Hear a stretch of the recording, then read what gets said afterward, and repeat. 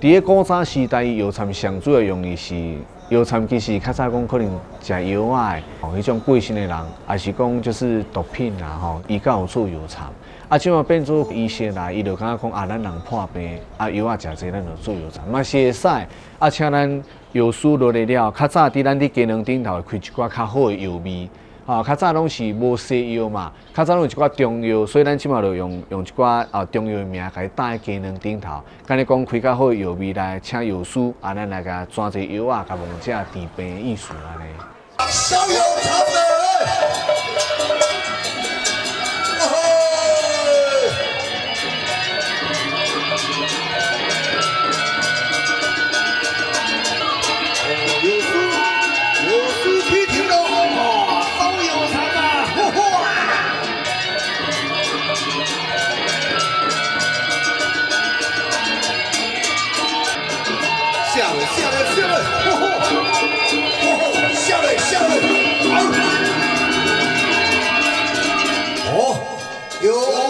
来个笑一个碗公，出去阿嬷有啥物做拢总空啊！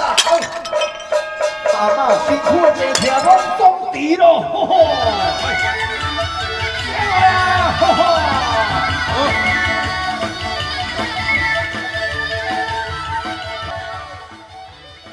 那伫个走药厂吼，这是科学上的一个做法啦。